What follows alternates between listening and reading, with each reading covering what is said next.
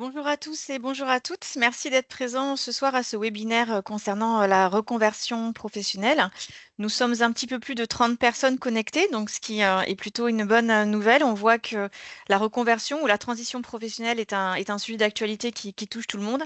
Et collectivement, autour de la table, voilà, nous allons parler ensemble de ce sujet-là. Je me présente, je m'appelle Sandrine Loiseau, je travaille au rectorat de Toulouse. Et ce soir, je vais être accompagnée de plusieurs collaborateurs, plusieurs intervenants. Romuald de Bourguin, qui est conseiller en formation professionnelle en charge des filières bilan, orientation, ressources humaines à l'échelle de la grande région Occitanie. Joël Mika, qui est directeur du DAVA de l'Académie de Toulouse et qui nous parlera du dispositif académique de validation des acquis. Et enfin, Nicolas Hérault, conseiller en formation professionnelle au Greta Toulouse-Pyrénées, mais également en charge des filières industrie sur la grande région Occitanie. Alors déjà, première question, besoin d'un changement professionnel. Est-ce qu'effectivement la reconversion est un nouveau sujet?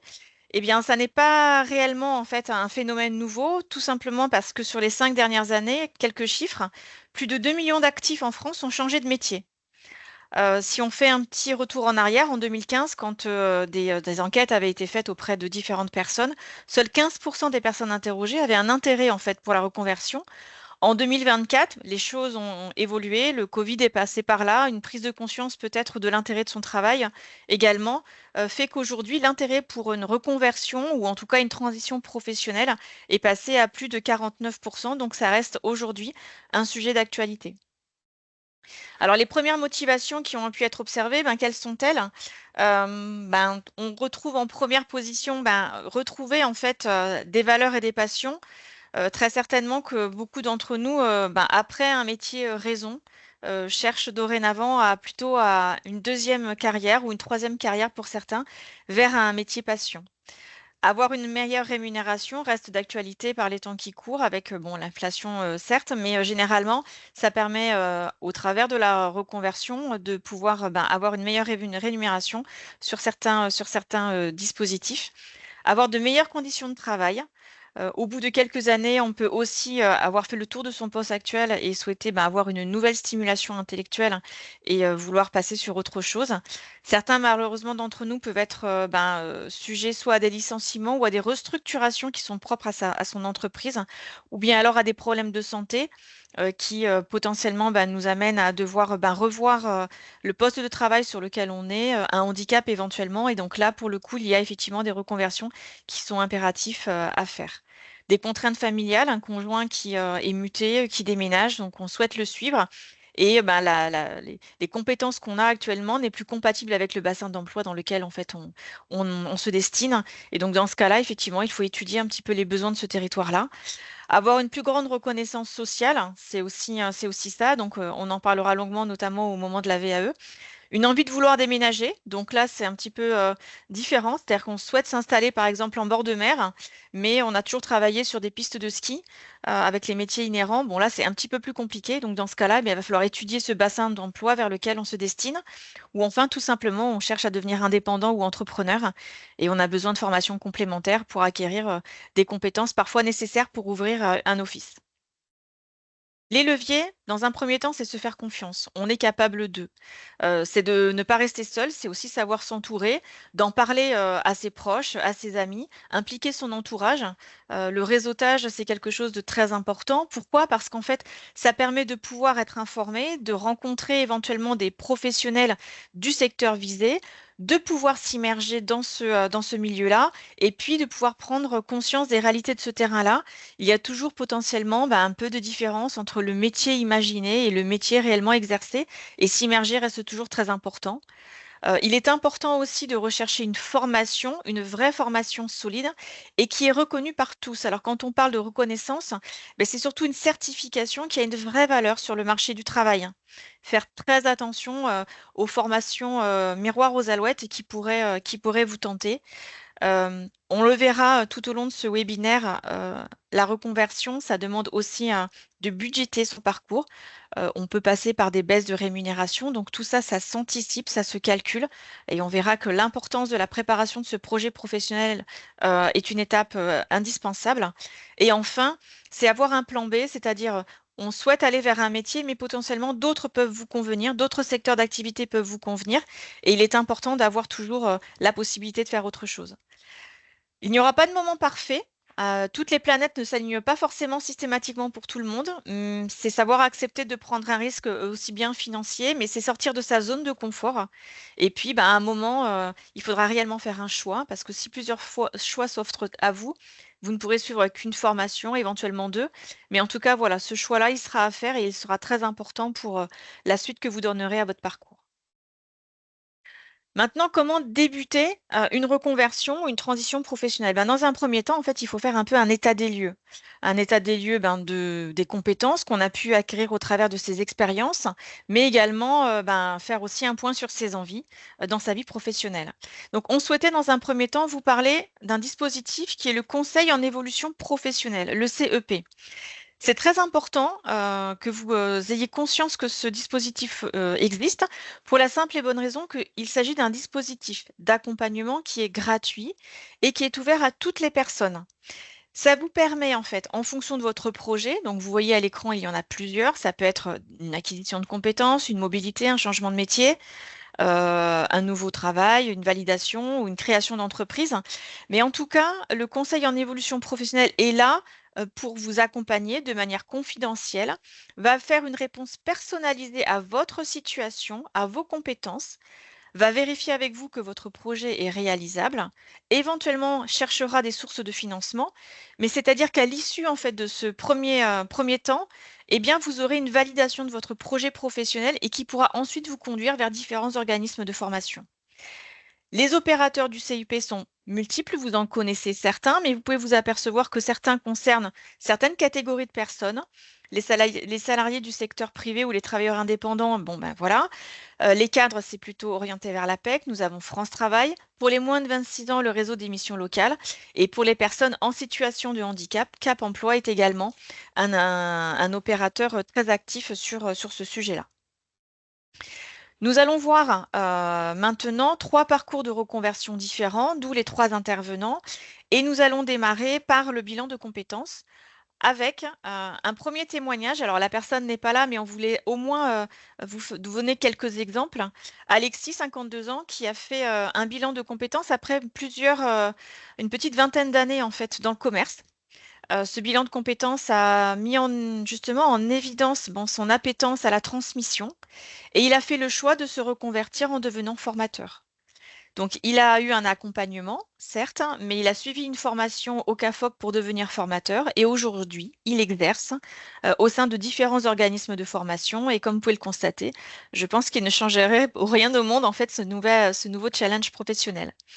Je vais laisser la parole à Romuald de Bourguin qui va vous détailler un petit peu plus comment se passe un bilan de compétences.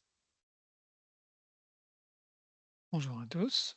Alors, le bilan de compétences s'adresse à peu près à tout le monde à partir du moment où on a déjà une première expérience sur laquelle s'appuyer. En effet, le principe, c'est bien de faire le point un petit peu à un moment sur sa carrière, son parcours professionnel, ce qui nécessite d'avoir déjà une première expérience. Donc, on ne fera pas un bilan de compétences à la sortie de l'école ou de l'enseignement initial, mais une fois qu'on a déjà eu une partie de carrière, une partie de parcours professionnel, il peut être intéressant de prendre un peu de recul, chose qu'on a du mal à faire quand on est au quotidien dans son activité professionnelle.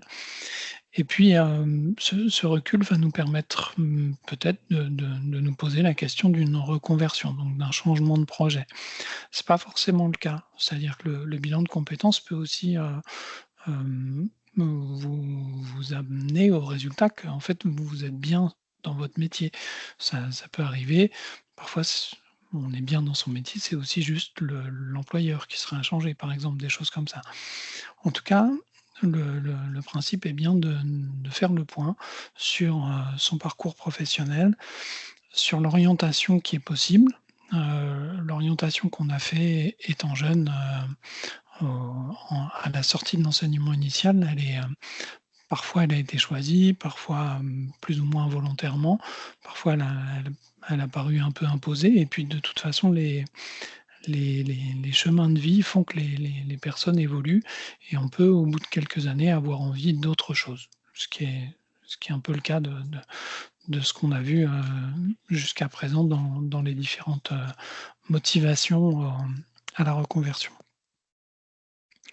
Donc le principe du bilan de compétences, c'est bien de faire une analyse globale de son parcours, mais pas uniquement. C'est-à-dire qu'à la différence du conseil en évolution professionnelle qui va s'attacher juste à votre parcours professionnel, l'analyse dans le bilan de compétences sera plus globale. On va également prendre le temps de rebrasser avec vous quels sont vos centres d'intérêt, quelles sont vos valeurs, ce qui est important pour vous. Puisque les personnes qui se reconvertissent généralement essayent de trouver un métier qui soit plus en adéquation avec elles-mêmes. Donc il y a ce travail un peu introspectif sur soi, voilà, pour essayer ensuite de, de s'orienter vers des métiers qui nous correspondent plus, qui nous parlent, qui soient plus en adéquation avec nous-mêmes. On fera bien sûr également le bilan des compétences, hein, c'est bien le principe du bilan de compétences. Vos compétences professionnelles, également vos compétences transversales, hein, celles qui sont indépendantes du secteur professionnel dans lequel on exerce.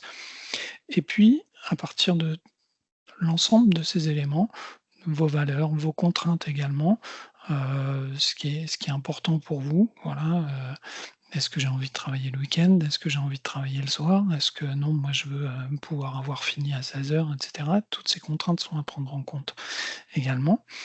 À partir des compétences que vous avez également, celles qui seraient transférables ou pas vers un nouveau métier, l'ensemble de ces éléments vont permettre de, petit à petit essayer de s'orienter, de choisir un nouveau projet, ou en tout cas plusieurs nouveaux projets au départ. Et puis, par une stratégie un peu d'affinage, on va essayer d'aller vers un ou 2 projets, puisqu'il faut toujours avoir un plan B, on disait. Donc, 1 ou 2 projets qui seraient donc compatibles avec la personne, avec les compétences qui sont à acquérir. Peut-être que, pour, s'orienter sur ce nouveau métier, il va falloir acquérir des nouvelles compétences et donc passer par une case formation. Peut-être que, pour ce nouveau métier, vous avez déjà toutes les compétences, elles sont déjà installées, donc vous pouvez postuler directement. Donc l'idée, c'est vraiment, une fois que le projet est avancé, d'aller jusqu'au plan d'action, c'est-à-dire quelles sont toutes les étapes par lesquelles je dois passer pour aller jusqu'à l'aboutissement de ce nouveau projet. Voilà. Dernière petite chose, ce projet doit être réaliste également par rapport au marché du travail, présent, sur votre territoire. À moins que vous soyez prêt à déménager effectivement pour, pouvoir, vous accomplir dans un métier qui vous corresponde plus. Mais sinon, si l'idée est de rester sur place, il faut également que ce métier, qu'il y ait des opportunités sur place, quoi. Alors, comment se passe un bilan de compétences? Il se passe sous la forme d'entretien individuel avec un accompagnateur bilan qui est toujours le même, qui va être la même personne qui va vous suivre du début à la fin. Vous allez avoir, une série de rendez-vous individuels, rendez-vous d'1 heure, 2 heures, espacés par des temps qui vont vous permettre de faire un peu de travail de recherche de votre côté. On Voilà, c'est important on ne peut pas faire un bilan de compétences en 15 jours, hein, c'est quelque chose qui s'étale un peu souvent sur 1 mois, 2 mois, 3 mois. Il y a besoin de ce temps aussi pour pouvoir, faire mûrir un petit peu le projet. Et avant de démarrer le bilan de compétences, il y a forcément un entretien d'information qui est gratuit, qui est pas engageant, mais qui est indispensable parce que, comme on disait tout à l'heure, vous allez aborder pendant ce bilan des choses qui vont être professionnelles, mais également des éléments un peu plus personnels parfois. Donc c'est important d'avoir une relation de confiance qui se crée avec l'accompagnateur bilan. Il faut qu'on se sente à l'aise, il faut qu'on se sente, suffisamment bien pour pouvoir parler spontanément et pouvoir aborder des choses qui sont un peu plus personnelles. Parce que c'est important dans la construction du nouveau projet. Voilà. Donc cet entretien d'information, il est forcément proposé par les organismes sérieux qui font du bilan de compétences, comme les DABM, c'est-à-dire qu'au sein de l'éducation nationale, les bilans de compétences sont assurés donc, par les dispositifs académiques bilan mobilité, les DABM. Il y en a dans tous les départements, donc vous en trouverez sûrement un proche de chez vous. Donc, si vous contactez le DABM ou une autre structure qui fait des bilans de compétences, on va vous proposer un entretien qui va permettre de vérifier cette adéquation avec l'accompagnateur qui va vous prendre en charge. Cet accompagnateur va vous représenter le bilan un peu plus précisément que ce que j'ai pu faire là. Et puis, ce sera l'occasion voilà, de s'assurer que ça matche entre les deux.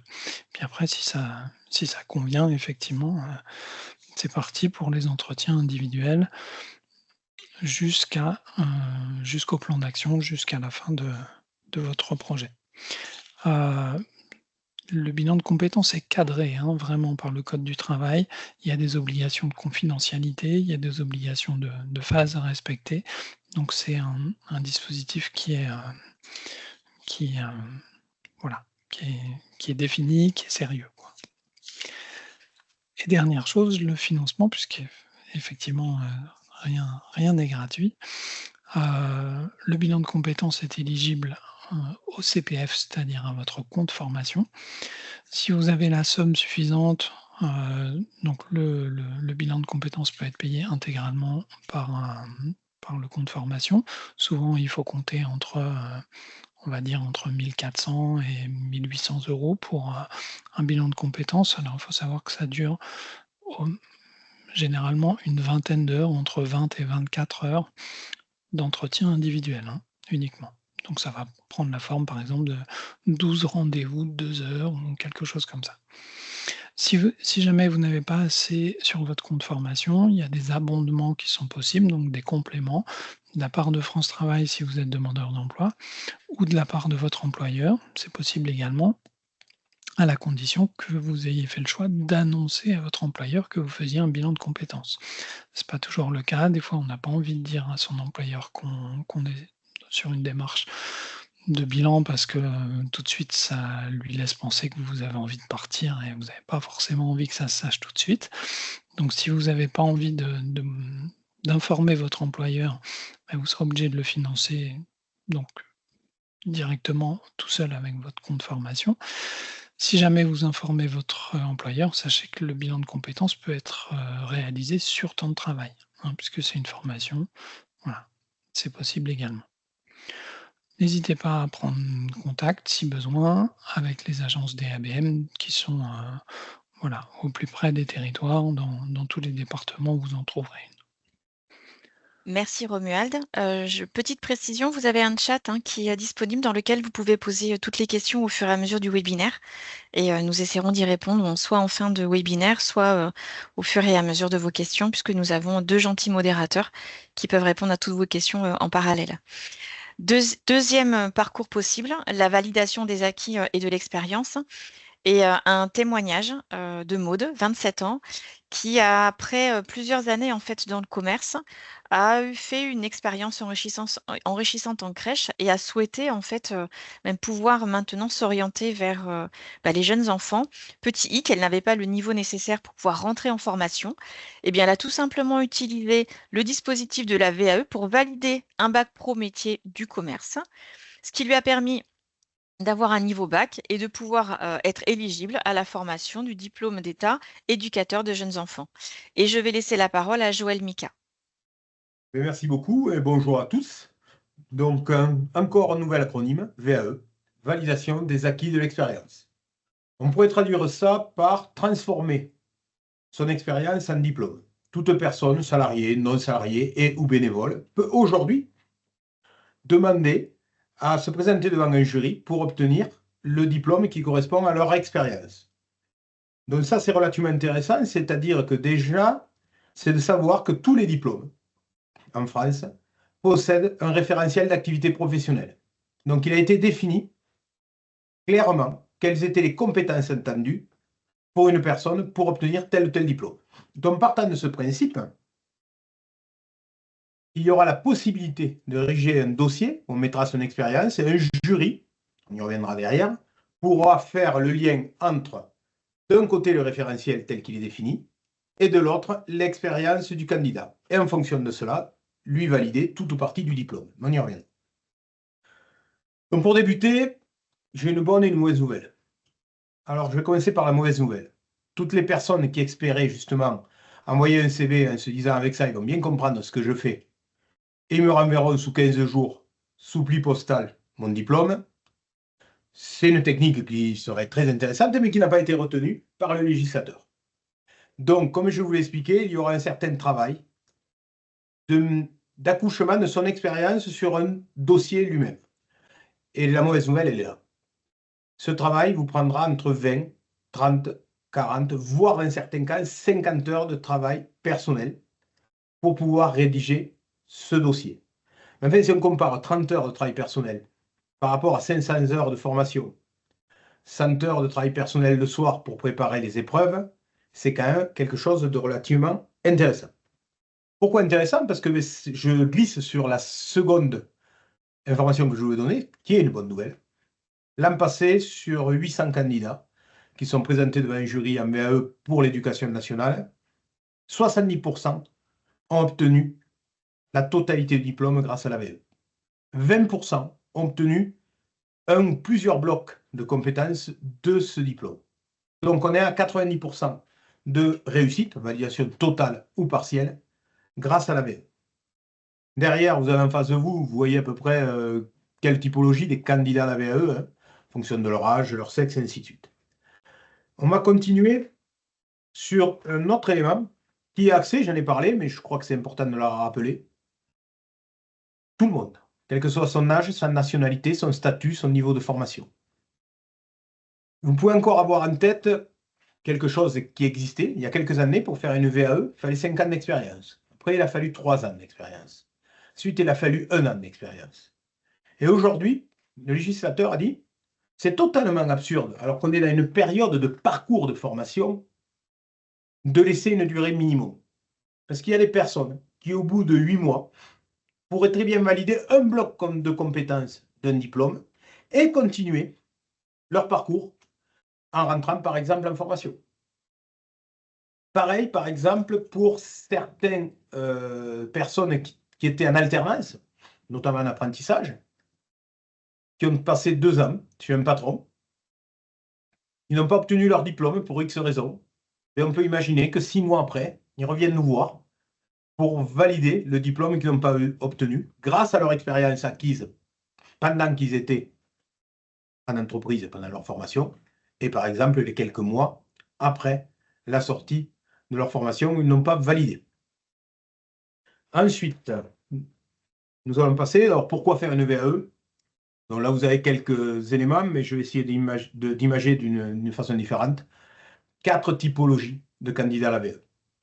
15 à 20% de nos candidats sont demandeurs d'emploi. Le fait de ne pas avoir un diplôme qui correspond à son expérience professionnelle, beaucoup plus difficile d'obtenir un entretien d'embauche. Donc ça, déjà, c'est un point très, très important, en sachant qu'en plus, le diplôme que vous obtiendrez, c'est exactement le même que celui en formation initiale ou par alternance. Il n'y a pas de diplôme light à l'éducation nationale. Deuxième catégorie de personnes, ce sont les personnes qui viennent nous voir pour des métiers réglementés. On a vu un peu l'exemple qui a été donné. Ce n'était pas un métier réglementé, c'était une formation réglementée. Pour pouvoir entrer en formation, il fallait avoir le bac. Mais les métiers réglementés, c'est BTS optique et lunetterie, si vous voulez vous mettre à votre compte. On va retrouver le BTS immobilier, le CAP contrôle des moyens extincteurs. Le CAP AEPE, ce n'est pas un métier réglementé, mais pas très loin. Pour passer le concours d'ASEM, il vous sera demandé. Donc ça, deuxième catégorie, plus ou moins la réglementation. Troisième catégorie, la promotion sociale. Si je suis diplômé, j'ai plus de chances de pouvoir évoluer au sein de mon entreprise, de pouvoir devenir chef d'équipe, chef de service, mais aussi, dans certaines entreprises, de pouvoir changer de grille tarifaire. Si j'ai un BTS alors que je n'avais qu'un bac, il est fort possible que dans les grilles de financement, de salaire, on puisse être augmenté grâce à cette évolution de diplôme. Et la quatrième catégorie, nous trouvons des personnes qui viennent pour la beauté du geste. Ma femme a le bac, mon mari a le bac, les voisins ont le bac, les enfants ont le bac. j'aimerais obtenir mon CAP, mon bac, mon BTS. Et quasiment la totalité des personnes que nous rencontrons, mais c'est un mix de tout ce que je viens de vous dire. Ça peut m'éviter d'être peut-être un licenciement. Il faut être clair qu'en France, on ne le dit jamais assez. Plus on est diplômé, moins on est demandeur d'emploi. Derrière, ça peut me permettre d'évoluer dans ma carrière. C'est aussi une reconnaissance vis-à-vis de mes collègues. On a aussi d'autres points un peu réglementaires. Aujourd'hui, c'est beaucoup plus difficile de prendre, par exemple, un apprenti si on n'a pas le diplôme et d'être maître d'apprentissage si on n'a pas le diplôme concerné. Donc voilà pourquoi faire une VE. Comment cela se déroule? Alors, plus important, pour vous tous, dès aujourd'hui, peut-être que mon collègue va pouvoir vous mettre ça dans le chat. Je vous conseille d'aller sur vaeeducation.gouv. Donc, sur n'importe quel moteur de recherche, vous retrouverez là-dessus. Et là, si vous marquez « Contacter Mondava », vous aurez une liste de réunions totalement gratuites qui vous seront proposées. Et cela sur tout le territoire. Vu que pour l'éducation nationale, le DAVA de Toulouse, comme son nom l'indiquait, à Toulouse, et nous avons 9 sites de proximité sur tout le territoire. Donc ça vous permettra d'avoir une réunion bien plus détaillée que ce que je suis en train de faire, d'avoir une étude de faisabilité pour voir quelle est la meilleure démarche à mener, et tout cela gratuitement. Donc ça, vous pouvez vraiment très rapidement rentrer là-dessus. Vous pourrez trouver aussi les référentiels d'activité professionnelle. Que doit savoir faire telle ou telle personne pour avoir tel diplôme? Vous retrouverez aussi ces éléments. Une fois que vous avez fait tout cela, vous rentrerez dans la démarche. Vous pourrez être accompagné donc sur les 9 sites de proximité, comme je vous disais. Plus, derrière, vous déposerez un dossier, le fameux livret 2 dont je vous ai parlé, 20, 30, 40 ou 50 heures de travail. Cela 2 fois par an. Un dépôt le 15 janvier de chaque année et un dépôt le 15 septembre. Et vous passerez devant un jury de certification, qui est marqué, qui est la dernière phase, composé de professionnels et d'enseignants, qui décideront de l'obtention totale du diplôme ou d'une validation partielle. Avec les chiffres que je vous ai rappelés tout à l'heure, 70% de validation totale, 20% de validation partielle. Et là, vous obtiendrez, en fin de cela, la certification, comme je vous ai dit, exactement la même certification que par les autres voies d'accès. Je suis à votre disposition à la fin de ce webinaire, éventuellement, pour répondre à des questions complémentaires. Merci beaucoup. Merci beaucoup, Joël. Du coup, on continue et nous allons parler, voilà, formation continue et apprentissage avec un autre témoignage. Donc là, on est donc chez une femme, Aurélie, 38 ans, qui après plus de 10 ans dans l'agriculture a osé une reconversion un peu particulière puisqu'en fait, elle a suivi un CAP de monteur installation thermique, puis ensuite, elle a passé en fait un bac pro maintenance des systèmes énergétiques et climatiques avec une mention très bien, comme vous pouvez le constater. Et ce qui lui plaît aujourd'hui, voilà, c'est la diversité de son métier, avec voilà, toutes les compétences qu'elle a pu acquérir au cours de ces 2 formations, ce qui nous permet aussi de montrer voilà, l'étendue du réseau de l'éducation nationale et en fait les différentes secteurs d'activité que nous pouvons vous proposer et qui vont vous être présentés un petit peu plus en détail par Nicolas Hérault.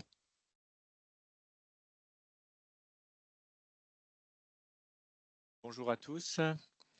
On a toujours autant de personnes connectées, donc c'est bon signe, on ne vous a pas perdu. Bienvenue à vous.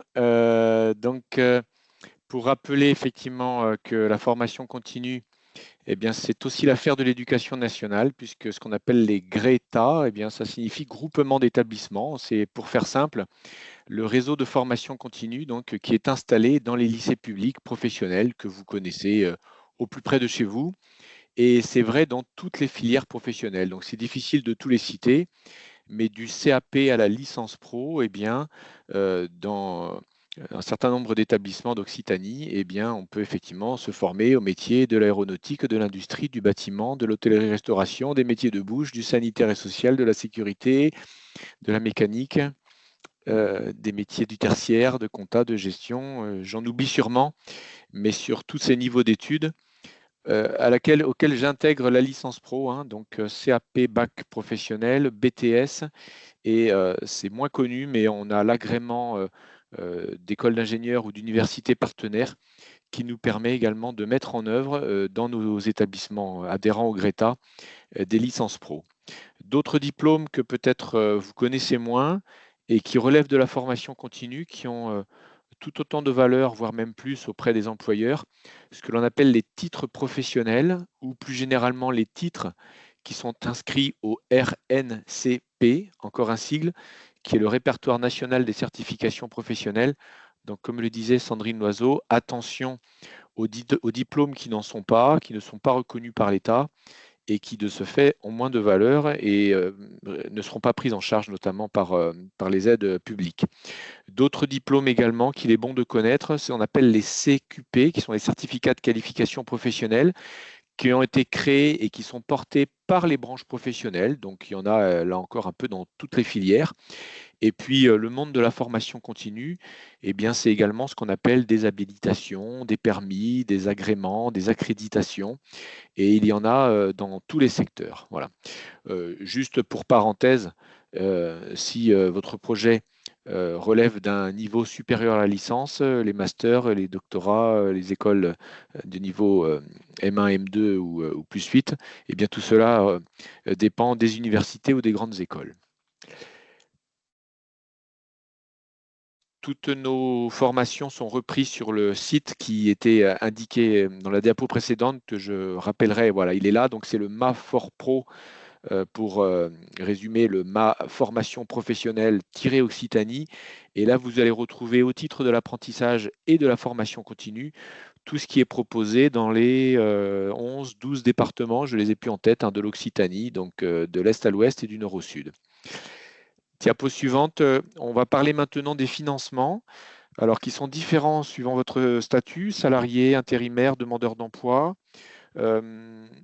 Notez que, contrairement à d'autres pays, notamment les pays anglo-saxons, eh bien en France, il y a une politique publique qui est très forte et qui est une chance pour nous, hein, en termes de reconversion, puisqu'il y a multiples possibilités de trouver une prise en charge de votre formation. Donc, quelles sont-elles? Alors, ce diaporama, bien sûr, vous sera donné parce qu'il y a beaucoup de sigles et beaucoup d'informations regroupées, mais en tant que demandeur d'emploi, pardon, en tant que, voilà, déjà la première voie de formation, et c'est ce qu'on appelle l'alternance. L'alternance, elle est financée par les cotisations de l'entreprise auprès de ce qu'on appelle un OPCO, hein, qui est l'organisme qui collecte les fonds formation pour la branche professionnelle. Alors en France, on aime bien faire les choses compliquées. Si vous avez moins de 30 ans, vous êtes éligible au contrat d'apprentissage. Si vous avez un statut de travailleur handicapé, eh bien, ça vous donne ce droit-là de contrat d'apprentissage également pour les plus de 30 ans. Et si vous avez plus de 30 ans, eh bien, vous pouvez préparer ce qu'on appelle un contrat pro, un contrat de professionnalisation. Et comme j'aime bien le rappeler, très souvent, dans nos bacs pro, dans nos BTS, dans nos licences, on a des jeunes de 20, 22 ans et puis on a des jeunes de 50 et plus. Et donc, les entreprises n'hésitent pas, entre plusieurs candidats à l'embauche sur la voie de l'alternance, parfois à donner leur chance également à des personnes qui ont déjà de la maturité et de l'expérience professionnelle. Voilà. Juste en 2 mots également en termes de rémunération. Si vous avez plus de 26 ans, que ce soit en apprentissage ou en contrat de professionnalisation, vous pouvez bénéficier de la rémunération à taux plein, 100% du SMIC. En statut salarié, vous connaissez peut-être, j'imagine, ce qu'on appelle le CPF. Donc, si vous n'avez pas encore créé votre compte, je vous invite sur un moteur de recherche, à aller rechercher mon compte personnel de formation et donc vous identifiez et de manière rétroactive et proportionnelle au nombre d'années de travail accumulées, eh bien, vous allez être crédité non pas de jours ou de semaines de formation, mais d'un montant en euros. Et ce montant en euros, eh bien, il vous permet eh bien, de faire prendre en charge votre formation. Alors attention, obligation que cette formation eh bien, soit une vraie certification, un vrai diplôme, inscrit donc à ce que j'ai appelé tout à l'heure le RNCP. Sinon, vous ne pouvez pas monnayer et utiliser votre CPF. Ce CPF, si ce montant accumulé pour vous, il était insuffisant par rapport au coût de la formation, donc vous avez compris que tous les centres de formation peuvent être amenés à vous faire des devis de formation avec un programme, une durée, des objectifs, un cahier des charges pédagogiques, et que tout cela eh bien, est chiffré dans un devis qui vous permet effectivement de mobiliser ce CPF. Possibilité donc de faire ce qu'on appelle une dotation, pardon. La dotation, eh bien, c'est votre entreprise qui peut eh bien, rajouter un montant supplémentaire sur votre compte CPF. Et vu du côté du France Travail Pôle emploi, si vous êtes demandeur d'emploi, eh bien, vous pouvez bénéficier d'un abondement. On en parlera dans la diapo suivante. Et dans ce cas-là, vous pouvez avoir un cofinancement par le CPF que vous avez accumulé et également par un dispositif que l'on appelle AIF, aide individuelle à la formation, à négocier et à présenter à votre conseiller France Travail.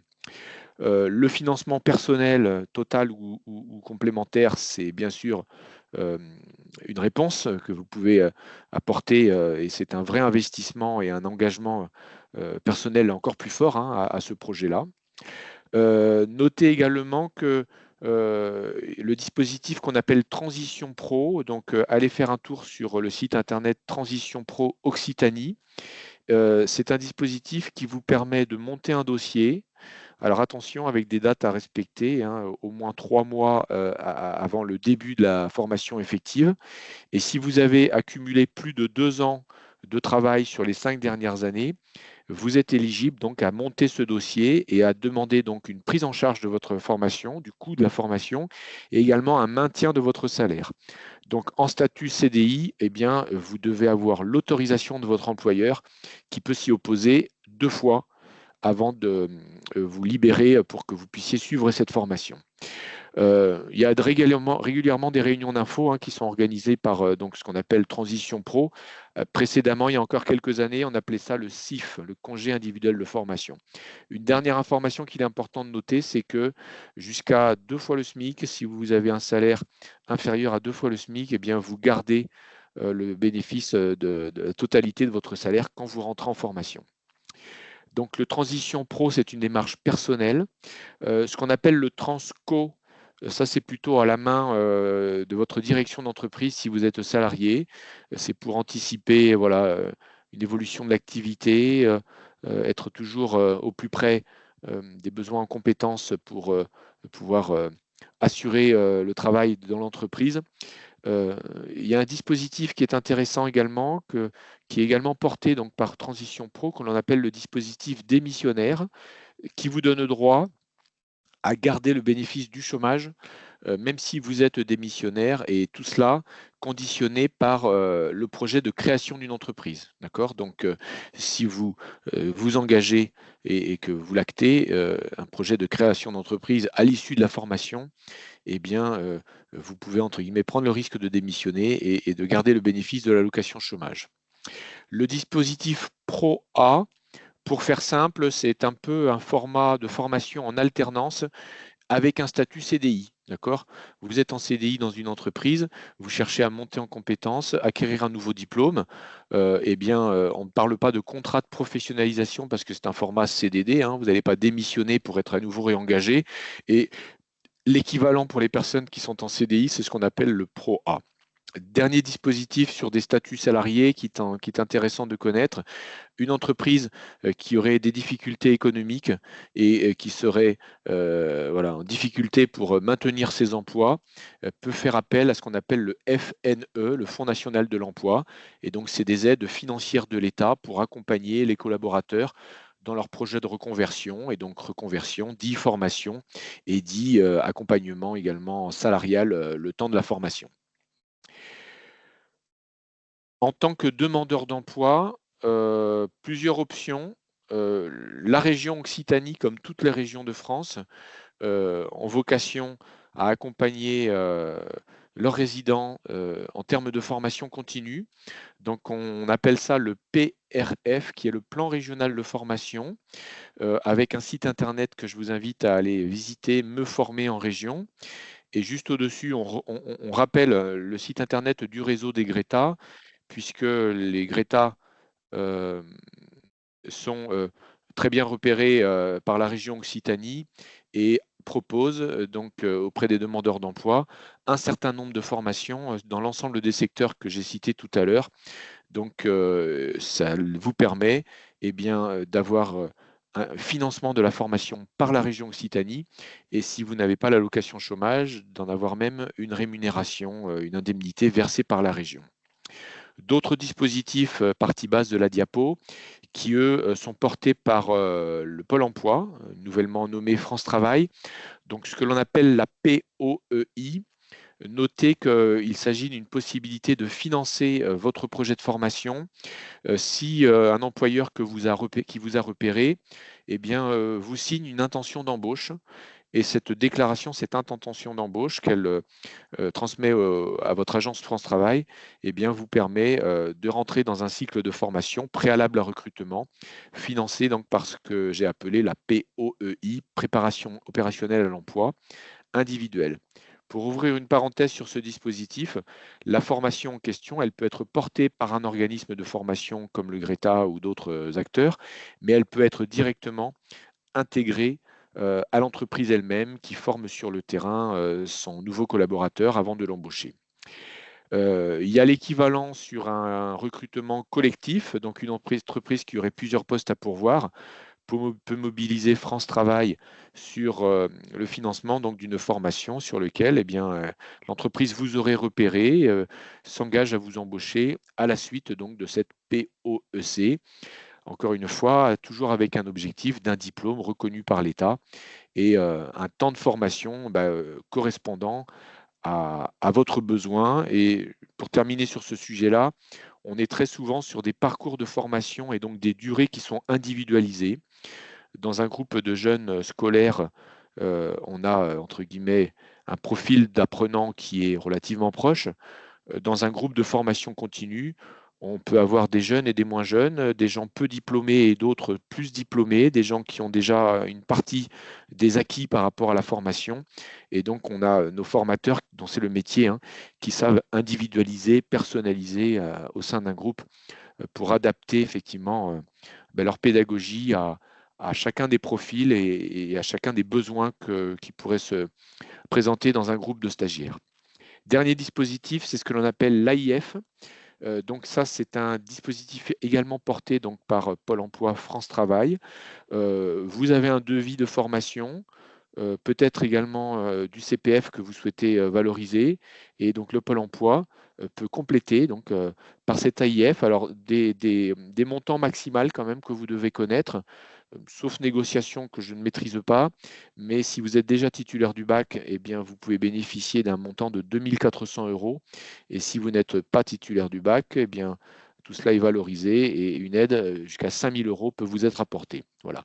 Tout cela fait également l'objet de négociations, de présentations à votre conseiller Pôle emploi. Et comme le disait Romuald tout à l'heure, si votre parcours il est également passé par un bilan de compétences, par des enquêtes métiers, par un travail d'accompagnement, voilà, par un CEP, tout cela donne de la force et du poids et de la conviction à votre projet et ça vous donne bien sûr d'autant plus de chances que vous serez soutenu financièrement. Merci beaucoup, Nicolas. Avant de passer éventuellement au temps des questions, nous souhaitons juste, donc voilà, sur ce slide, vous remettre en perspective un numéro vert que vous pouvez contacter du lundi au vendredi, de 8h30 à 17h30. Vous aurez un conseiller qui pourra répondre à toutes vos questions et surtout qui pourra vous orienter vers la structure qui correspond le mieux, puisque en fonction de votre département, mais vous dépendrez forcément de structures de l'éducation nationale différentes. Sur le site internet qui a été présenté plusieurs fois, maforpro-occitanie.fr, vous allez effectivement retrouver l'ensemble des formations qui sont proposées par le réseau de l'éducation nationale, mais également des informations sur la VAE, sur les bilans de compétences. Voilà. Je vais arrêter le partage. Il veut bien. Hop. Voilà. Et je vais mettre le chat. Voilà. Je pense que, est-ce que toutes les questions ont été répondues? Oui, je vois. Je vois que oui. Est-ce qu'éventuellement d'autres personnes souhaitent poser des questions? Alors, je ne sais pas si on a la possibilité de libérer les micros pour les personnes qui souhaiteraient prendre la parole ou vous pouvez directement poser votre question également sur le chat. Oui, ou est-ce qu'on peut libérer ça peut-être plus facile, si vous voulez vous exprimer?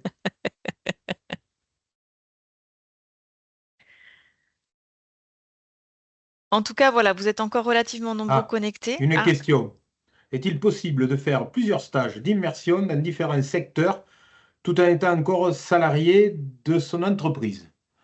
Je peux répondre si vous souhaitez, à moins que quelqu'un d'autre là-dessus. Ouais, Vous vas-y, Joël. avez un nouveau site qui s'est créé, qui s'appelle Immersion Facile, je crois.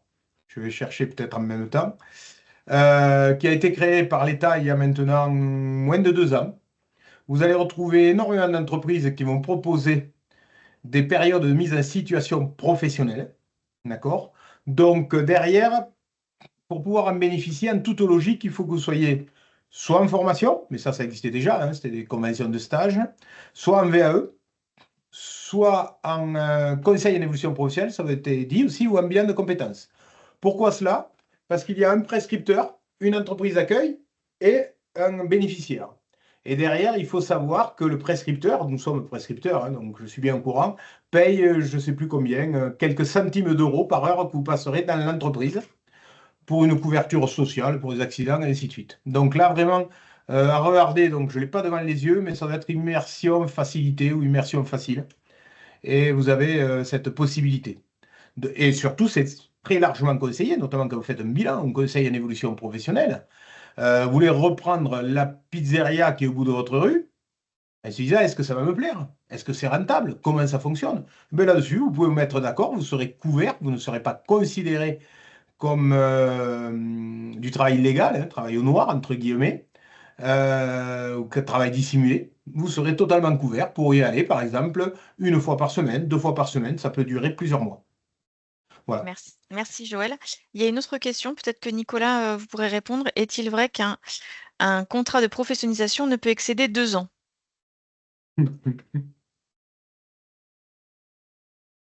vous entend pas, Nico. Nicolas, pardon. Alors, la durée mini, elle est de 6 mois. La durée maxi, j'ai pas révisé. Donc, vous me mettez le doute, mais tout dépend, je pense, de la durée du diplôme préparé. Si vous vous engagez sur une licence professionnelle en 3 ans et que vous êtes admis sur la première année, que vous avez plus de 30 ans, donc je pense qu'il n'y a pas d'interdiction à ce que vous puissiez faire un contrat de professionnalisation sur 3 ans. Et si c'était un frein, je pense qu'il y a un moyen de le détourner en faisant un premier contrat d'une certification intermédiaire et un deuxième contrat pour atteindre les 3 ans. Donc, à ma connaissance, il n'y a pas d'obstacle administratif, il y a juste peut-être effectivement certaines modalités de contrat à respecter par rapport à cela. Mais encore une fois, le contrat de professionnalisation, il s'applique si vous avez plus de 30 ans. J'en ai pas parlé tout à l'heure, mais juste en 2 mots, ce que j'ai appelé les CQP, hein, qui sont les certificats de qualification professionnelle de branche, eh bien, ne sont pas éligibles à l'apprentissage. Donc, elles se font en contrat de professionnalisation, y compris quand on a moins de 30 ans, mais elles sont toutes sur des durées inférieures à 3 ans. Donc, la question ne se poserait pas pour les certifications de branche. Un contrat de plus de 3 ans, ça s'applique, je vous dis, voilà, peut-être un bac pro 3 ans ou une licence pro 3 ans. Si des collègues en savent plus que moi, peut-être qu'ils peuvent compléter, mais je pense que les OPCO peuvent, en accord avec les entreprises, trouver des solutions pour cela. Je ne pense pas que ce soit un vrai frein.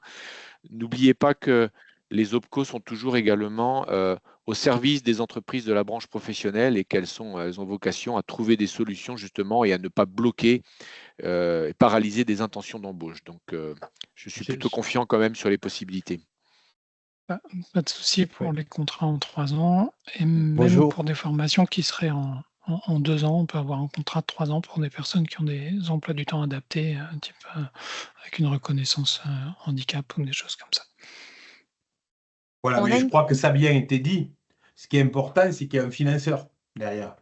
Donc, il faudra toujours aussi avoir la possibilité, ce financeur, c'est pas parce que vous voulez faire demain un contrat pro. Derrière, il faudra là aussi avoir des financements auprès des OPCO. Mais il y a une multitude de possibilités. Il y a une question, Joël, sur le financement de la VAE. Ah, d'accord. Financement de la VAE, ben alors c'est malheureusement de plus en plus simple. Alors, je suis figé, je ne sais pas, vous m'entendez ou pas? Oui. Très bien. Ça va, c'est parfait. Je vais couper peut-être ma caméra. Malheureusement, il y a quelques mois, je vous aurais dit qu'il y avait un site qui s'appelait France VAE, que la VAE était totalement gratuite, qui prenait tout en charge. Ce n'est plus vrai. Mais il y a encore plusieurs possibilités. Donc, la possibilité principale, bon, il y a toujours pour les demandeurs d'emploi des prises en charge. Donc là, en Midi-Pyrénées, hein, excusez-moi, en Occitanie plutôt, une prise en charge jusqu'à hauteur de 1 200 €. Donc là, vous ne grevez aucun de vos autres budgets. Deuxième possibilité qui est ouverte donc aux demandeurs d'emploi, mais aussi aux salariés, c'est d'utiliser, Nicolas en a parlé tout à l'heure, le CPF, compte personnel de formation. D'accord? Donc ça, c'est la deuxième possibilité. Troisième possibilité, c'est d'en parler aussi à votre entreprise qui veut prendre ça dans le PDC, plan de développement des compétences, c'est-à-dire s'il y a un intérêt pour votre entreprise et surtout si vous êtes en mesure d'en parler à votre entreprise. Et je vais aller à peine un peu plus loin sur le CPF, cela aussi a une autre mauvaise nouvelle, hein, c'est qu'il reste un reste à charge qui était de 100 € au début, qui est complètement lié maintenant à l'inflation, de ce fait qui est passé à 102 €. C'est-à-dire que si vous souhaitez faire une VAE, même une formation avec un CPF, il vous restera 102 € à votre charge, sauf s'il y a un abondement, là aussi, votre employeur. Mais là aussi, il faut être capable d'en parler de votre employeur ou de France Travail. Alors là, c'est bien, si vous êtes demandeur d'emploi, ce reste à charge de 102 € n'existe pas. D'accord? Donc là, tout sera pris en charge. Mais bon, un accompagnement VAE, c'est entre 1 000 et 2 000 € pour faire court à peu près. Donc, on trouve là aussi des possibilités. Surtout, ne vous bloquez pas de venir nous voir pour une raison financière. Il y aura peut-être des nouveaux financements, on a peut-être d'autres possibilités qui parfois nous sont offertes aussi pour vous. Notamment par les OPCO qui peuvent décider que pour l'année 2025, ils vont aider toutes les personnes qui veulent avoir un CAP, accompagnement éducatif petite enfance ou EduxP.